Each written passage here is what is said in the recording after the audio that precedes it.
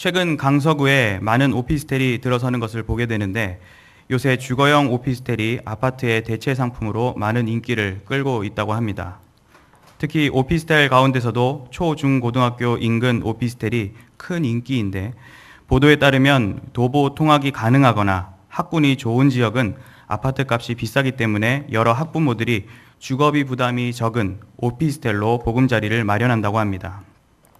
자녀가 잘 배우고 또 성공하기 위해서라면 조기교육, 사교육 뿐만 아니라 주거비까지 줄이는 지금 사회의 현주소를 보면서 참 대단하다 여겨지면서 한편으로는 씁쓸하기도 합니다. 아무튼 이렇게 부모란 자녀를 교육하는 데 있어서 누구보다 좋은 것들로 채워주고 싶어하는 본능을 가지고 있습니다. 이는 여기 있는 여러분에게도 아주 중요한 문제일 것입니다. 그런데 하나님을 믿는 신앙인이라면 자기 자녀의 신앙 교육에 있어서도 좋은 것들로 채워주고 싶어 하기 마련입니다. 그래서 우리 교회의 교육 프로그램을 먼저 알아보거나 접하고 오는 새신자들도 적지 않게 있는 것입니다. 하나님께서 우리 경향에 맡겨주신 어린 자녀, 또 귀한 영혼들을 볼 때면 우리는 우리가 진행하는 교육에 관해서도 분명 이런저런 고민을 가지게 될 것입니다. 이제 본격적으로 교육부서의 여름 행사 일정을 시작하는 가운데 우리 경영의 자녀들을 보며 또 방학을 보내는 각 가정의 자녀들을 바라보며 양육하는 우리 성도들이 만약 좋은 신앙의 교육을 펼쳐나간다면 우리 자녀들에게는 분명 큰 자산이 될 것입니다. 오늘 우리가 보는 시편 78편은 72절에 이르기까지 방대한 내용이 등장하는 긴 시이고 많은 학자들이 쉽게 정의를 내리지 못할 정도로 그 장르와 구조, 주제 등이 복합적으로 담겨 있습니다. 그중 오늘 본문은 서론에 해당되는 내용으로 신앙 교육에 관한 우리들의 고민에 좋은 교훈을 전해주고 있습니다. 이 시간에는 주어진 본문의 말씀을 통해 경향의 자녀들을 양육하는 성도가 좋은 신앙 교육을 하기 위해 가져야 할 모습이 무엇인지 함께 상고해 보고자 합니다. 첫째로 성도는 신앙 교육에 앞서 자신이 먼저 신앙의 모범과 적극성을 갖추어야 합니다. 다 함께 본문 1절에서 2절 말씀을 봉독하겠습니다. 내 백성이여 내 율법을 들으며 내 입의 말에 귀를 기울일지어다. 내가 입을 열어 비유로 말하며 예로부터 감추어졌던 것을 드러내려 하니. 아멘. 저자는 자신이 전하고 싶은 시의 내용을 펼쳐가기에 앞서 독자들에게 내 백성이여 라고 부르고 있습니다. 이는 마치 하나님이 말씀하시듯이 그 독자들을 부르고 있는 것 같습니다. 이 시의 저자는 아삽의 마스길이라는 표제대로 아삽 혹은 아삽의 후손들이 지은 시로 볼 수 있습니다. 역대하 29장에 보면 히스기야가 아삽의 시로 여호와를 찬송토록 지시하는 내용이 나오는데 여기서 아삽을 선견자라 소개를 하고 있는 것을 비추어 보면 아삽은 음악적인 감각을 지닌 선견자였던 것으로 보입니다. 선견자란 선지자와 활동 방향은 조금 다르지만 그 직무는 같은 것으로서 하나님의 말씀을 대언하고 하나님의 일을 수행하는 사람이었습니다. 즉 저자는 교만하거나 하나님의 권위를 도용하는 것이 아닌 하나님을 대언하는 입장에서 내 백성이라 부르고 있는 것입니다. 내 백성이라 함은 1차적으로 그들을 백성 삼아주신 하나님을 떠오르게 하는 기능을 갖고 있는 것 같습니다. 그리고 동시에 저자 자신이 백성을 진정으로 생각하고 아끼는 자신의 백성으로 여기고 있음을 엿볼 수 있습니다. 그냥 막연하게 독자의 대상을 삼은 것이 아니라 하나님의 마음을 품고 결코 다른 이들에게 내줄 수 없는 귀한 백성, 사랑하는 백성으로 여기는 것입니다. 계속해서 저자는 1절, 2절에서도 내 율법, 내 입의 말, 내가 입을 열어라고 하며 4번이나 계속해서 1인칭 표현을 사용하고 있습니다. 저자와 이스라엘 백성은 하나님께로부터 먼 옛날 율법을 받았는데 저자는 그것을 자기 자신의 율법, 자기 자신의 입에서 나오는 말로써 먼저 소개를 하고 있는 것입니다. 이것은 우리가 신앙교육을 함에 있어서 가장 첫 걸음을 과연 어디에서 시작해야 하는지 큰 자각을 갖게 합니다. 우리는 주로 교육에 관해 고민할 때 교육을 받는 자녀들의 상황이나 상태를 살펴보려 하고 문제 삼을 때가 많지만, 무엇보다도 우리는 교육을 전달하려는 우리 자신을 돌아보고 교육을 할 수 있는 충분한 자격을 갖추어야 합니다. 신앙교육에 관해 자주 등장하는 신명기 6장의 교훈에서도 교육함의 내용 앞부분에서 너는 마음을 다하고 뜻을 다하고 힘을 다하여 내 하나님 여호와를 사랑하라. 오늘 내가 네게 명하는 이 말씀을 너는 마음에 새기고 라고 명령하고 있습니다. 믿음의 선진들도 가르침의 사역 앞에 자신의 신앙을 돌아보았습니다. 구약의 대표적인 교육자 에스라는 가르치기에 앞서 여호와의 율법을 연구하며 준행하였다고 하였고, 하나님의 성전 앞에서 엎드려 울며 기도하여 죄를 자복할 때에 많은 백성이 크게 통곡하며 이스라엘 중에서 백성의 남녀와 어린아이의 큰 무리가 그 앞에 모였다고 전하고 있습니다. 위대한 선지자 이사야는 나의 판단이 여호와께 있고 나의 보응이 나의 하나님께 있느니라고 고백하며 자신의 선포 사역을 감당하기도 하였습니다. 하나님의 복음을 전하는 데 모든 것을 쏟았던 사도 바울은 하나님의 복음을 두고 나의 복음이라고 칭하기도 하였습니다. 예수님의 사랑하는 제자 사도 요한은 우리가 하나님을 사랑하고 그의 계명을 지킬 때에 이로써 우리가 하나님의 자녀를 사랑하는 줄을 아느니라고 하였습니다. 이렇듯 진정으로 하나님의 말씀을 전하며 가르치려는 우리는 무엇보다도 나 자신이 먼저 복음의 빚진 자가 되어야만 합니다. 복음을 전하지 아니하면 나의 중심이 불붙는 것 같은 답답하여 견딜 수 없는 하나님 앞에 신앙인이 되어야만 하는 것입니다. 이어서 2절에 보면 내가 입을 열어 비유로 말하며 예로부터 감추어졌던 것을 드러내려 하니라고 전하고 있습니다. 내가에서 느껴지듯이 바로 교육은 남의 입을 벌려서 하는 것이 아니라 결국 교육의 사명을 받은 나 자신이 나의 입을 열어 해야 하는 것입니다. 그리고 비유라는 것은 듣는 이로 하여금 이해를 잘 하기 위해 예를 드는 방법으로 예수님께서도 즐겨 사용하시던 교육의 방법이었습니다. 이런 비유는 뒤에 이어서 예로부터 감추어졌던 것을 드러내려 한다는 말에서처럼 성경에는 수수께끼와 같은 풍성한 은혜와 숭고한 진리들이 가득하기 때문에 그것을 풀어내고 잘 이해해야 하기 때문에 필요한 것이었습니다. 이는 우리의 교육이 주동적이어야 하고 역동적이어야 함을 제시합니다. 내가 신앙교육의 중요성을 깨달아 교육 현장의 중심에 서고 내가 받은 복음의 가치를 어떻게 하면 잘 이해시킬 수 있을까 늘 고민하며 좋은 방법을 부단히 찾아가야 하는 것입니다. 예전에 길을 가다가 어느 학원 버스에 붙어있는 인상 깊은 문구를 본 적이 있습니다. 선생님도 매월 시험 보는 학원. 바로 선생님도 늘 공부하고 연구하며 동시에 학생들의 고충을 이해하기 위해 힘쓴다는 것을 강조하려는 문구였습니다. 적어도 그 학원을 다니는 학생들은 자신을 가르치는 선생님이 더 진실해 보이고 존경스럽지 않았겠습니까? 종종 성도 가운데 나의 신앙은 대충 알아서 기본만 할 테니 내 자녀들만큼은 신앙적으로 잘 크기 바란다면서 교회에 맡기듯이 신앙교육을 하는 분들이 있습니다.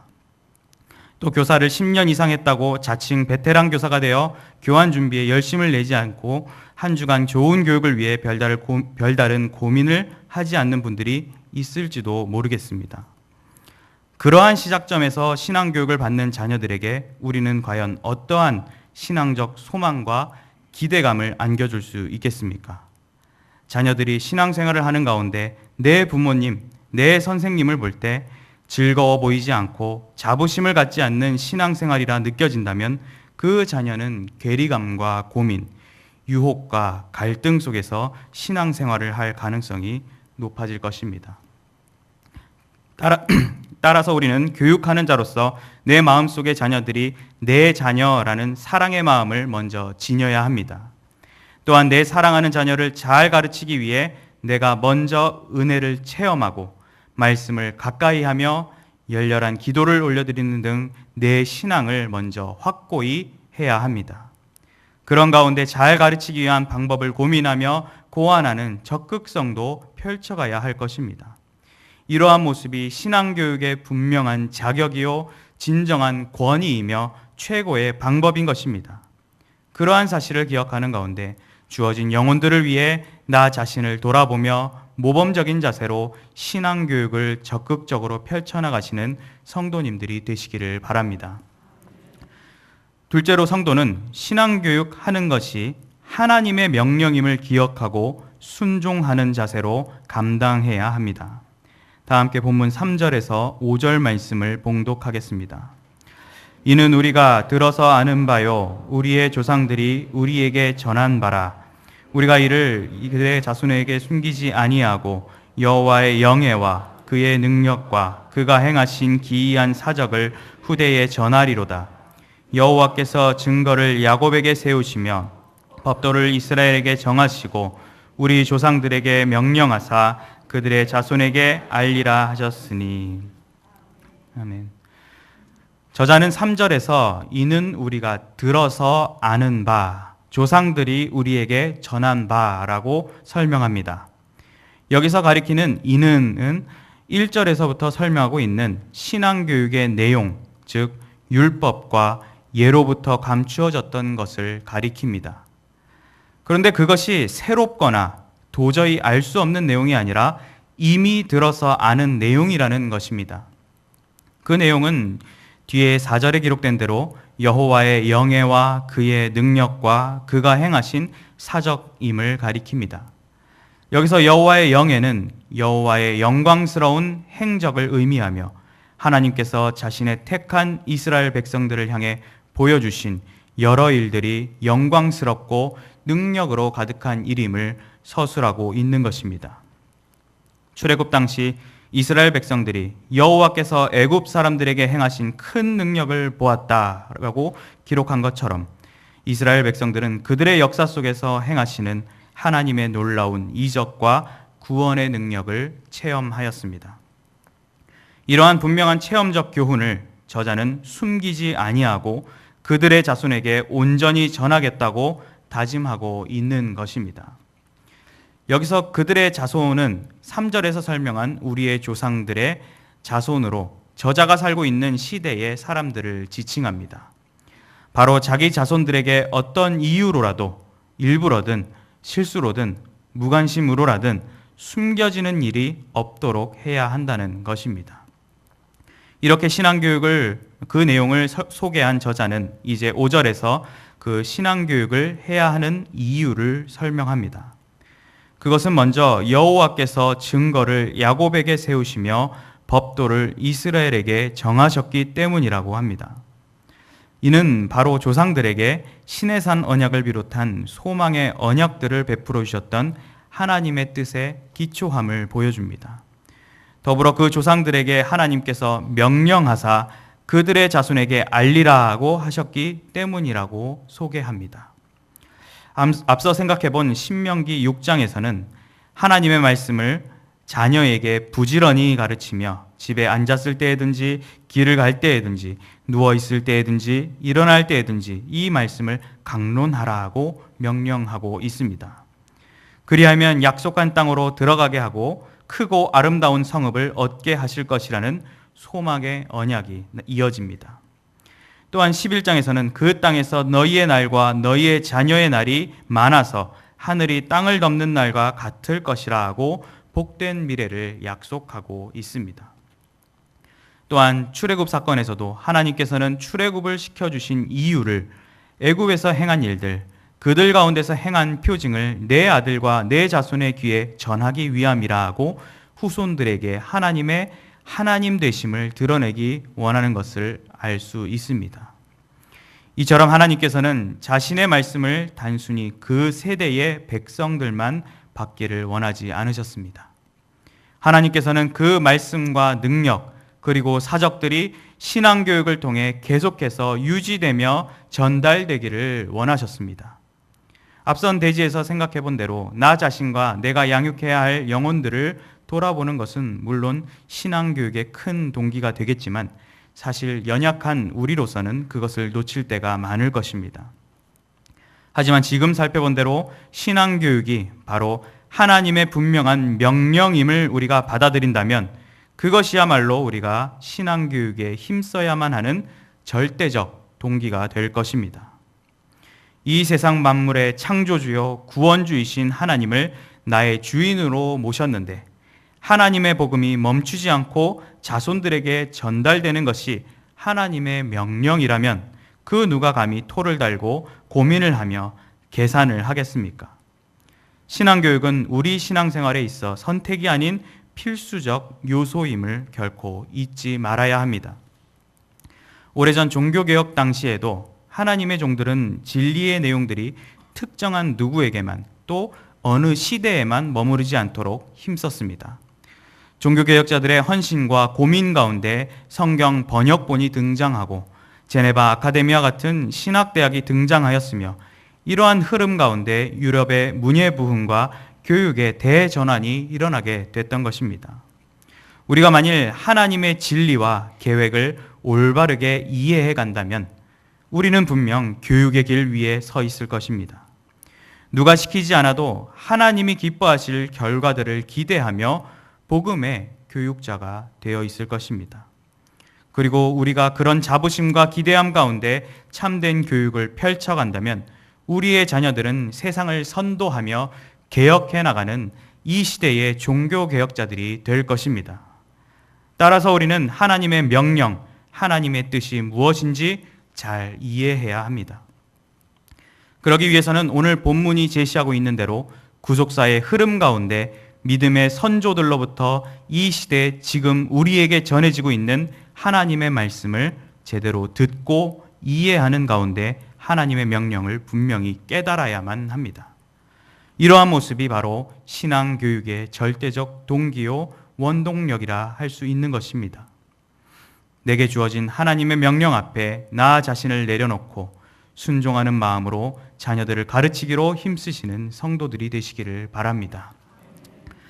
셋째로 성도는 신앙교육을 통해 자녀들이 신앙의 전통과 생활의 순결을 소유하도록 이끌어야 합니다. 다 함께 본문 6절에서 8절 말씀을 봉독하겠습니다. 이는 그들로 후대 곧 태어날 자손에게 이를 알게 하고 그들은 일어나 그들의 자손에게 일러서 그들로 그들의 소망을 하나님께 두며 하나님께서 행하신 일을 잊지 아니하고 오직 그의 계명을 지켜서 그들의 조상들 곧 완고하고 패역하여 그들의 마음이 정직하지 못하며 그 심령이 하나님께 충성하지 아니하는 세대와 같이 되지 아니하게 하려 하심이로다. 아멘. 신앙교육의 자세와 내용, 이유 등을 설명한 저자는 이제 신앙교육의 방향을 어디에 두어야 하는지 제시하고 있습니다. 백성들은 5절에 하나님의 명령대로 하나님의 역사를 자손들에게 알리는데 6절에서 후대 곧 태어날 자손에게 이를 알게 하라고 하고 있습니다. 즉 아직 태어나지 않은 자손들, 미래의 다음 세대에까지 이 교훈이 계속 이어가도록 하라는 것입니다. 우리가 계속 생각해왔듯이 신앙교육이란 갑자기 창조되는 것이 아니라 전달이라는 과정 속에 영속성과 생명력을 지닌 중요한 일이라 할 수 있습니다. 이 신앙교육이 있었기에 무고한 핍박과 조롱의 역사 가운데서도 기독교 신앙은 꿋꿋이 지금에 이르기까지 이어왔던 것입니다.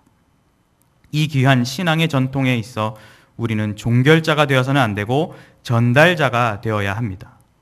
그리고 이 전통은 멈추지 않고 자녀들의 시대에도 계속 이어져 가야 할 것입니다. 7절에서 그들로 소망을 하나님께 두며라고 하였습니다. 여기서 소망은 희망의 의미를 지닌 용어로서 바로 우리가 전하는 교육이 희망의 교육이 되어야 한다는 것입니다. 물론 세상 여타 어느 교육 가운데서도 절망을 위한 교육을 하는 곳은 없을 것입니다. 다만 우리가 추구해야 할 희망은 세상에서 외치는 수준이 아닌 오직 하나님께 희망을 두는 의인의 소망임을 기억해야 합니다.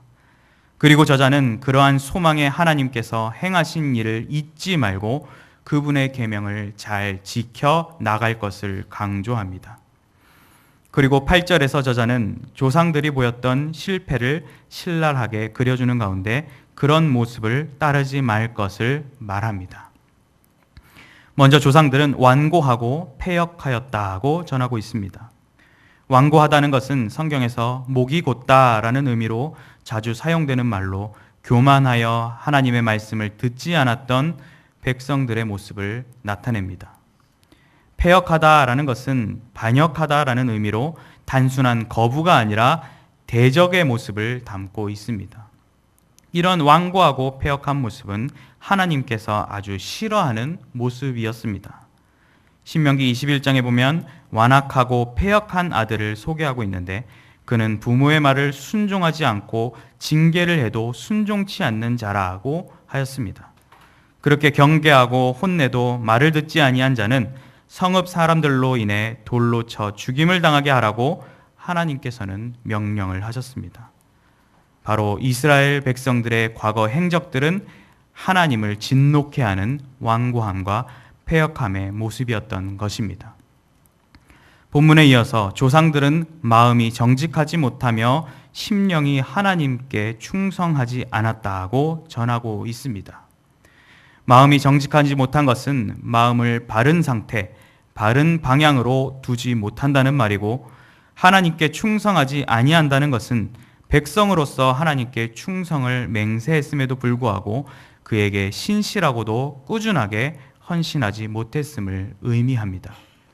바로 그러한 과거 세대와 같이 되지 아니하게 하려는 것이 신앙교육의 목표임을 저자는 선언합니다.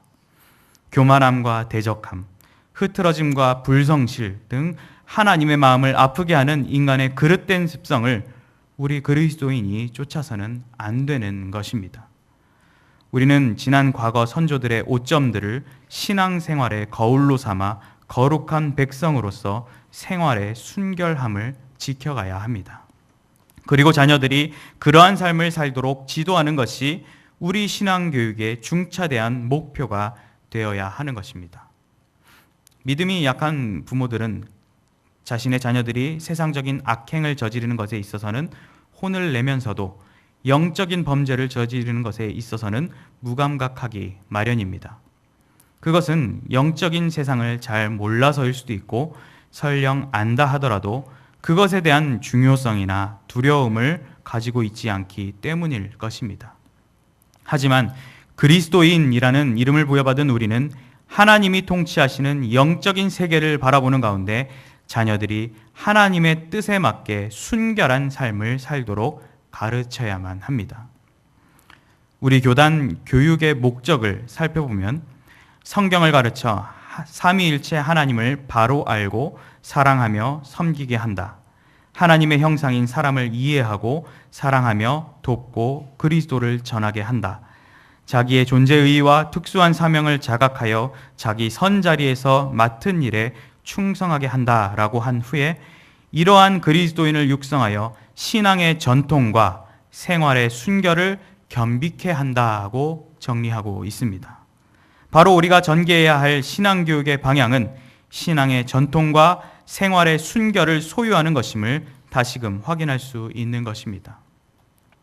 자녀들이 주일에 교회 가는 것을 뒤로 한 채 친구들과 좋아하는 가수의 콘서트를 간다거나 지방에 놀러 가는 것이 아무렇지 않다면 그 부모는 세계 역사 속에서 힘들게 지켜온 신앙이라는 귀한 자산을 그다지 중요하게 여기지 않는 것과 다름없습니다.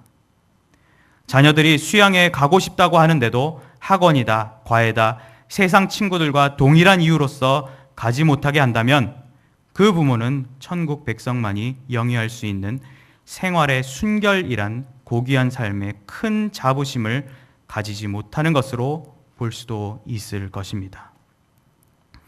물을 너무 많이 줘서 화초에 뿌리가 썩고 있는지도 모른 채 계속 물을 열심히 준다면 그 화초의 생명이 곧 멈추듯이 우리는 자녀들의 내면을 잘 들여다보는 가운데 어떤 삶의 방향으로 살아가야 하는지 제대로 가르쳐 주어야 합니다. 우리는 자녀들로 하여금 성경의 역사를 가르쳐 믿음의 선조들이 보인 성공과 실패의 역사를 바라보고 깨닫도록 해 주어야 합니다. 그리하여 성공의 역사는 계승하는 가운데 신앙의 전통성을 가지고 실패의 역사는 경계하는 가운데 생활의 순결을 확립하도록 가르쳐야만 합니다. 바로 그것이 우리가 해야 할 신앙교육의 영원한 목표인 것입니다. 사랑하는 자녀들이 인생 최고의 가치인 신앙의 전통과 생활의 순결을 지키도록 이끌어 줌으로써 진정한 소망 되신 하나님을 만나는 행복을 누리시기 바랍니다. 사랑하는 성도 여러분, 그리고 헌신을 다짐하시는 19, 20, 21 남전도의 회원 여러분, 부모들이 자녀들에게 공부를 시키거나 잘못한 것에 잔소리를 할 때 자주 하는 말이 이게 다 너네 잘 되라고 하는 소리다 라고 합니다. 그것은 거짓이 아닌 말 그대로 부모들이 살아온 삶의 경험과 고민 가운데 내린 결론들로서 자녀들이 이 땅에서 잘 살아가길 위해서 하는 말일 것입니다. 하지만 그것은 이 땅에서 일시적으로 잘 살아가는 방법에 불과할 것입니다. 나의 사랑하는 자녀가 진정으로 범사에 잘 되기를 소망하며 강건하기를 바란다면 무엇보다도 그 영혼이 잘 되기를 위해 먼저 신경 쓰고 가르쳐야 할 것입니다. SFC 시절 학교가 방학을 하면 SFC가 개학을 한다라는 말이 있었습니다. 이제 경양의 자녀들이 영적으로 다시금 발돋움할 수 있는 좋은 훈련의 시기가 찾아온 것입니다. 여름에 다양한 교육 행사들이 시작하는 이 시기에 우리 경양의 자녀들이 올바르게 자라나고 믿음의 장성한 분량에 이르러 경양의 든든한 기둥이 되도록 이 시대 최고의 교사가 되어주시기 바랍니다.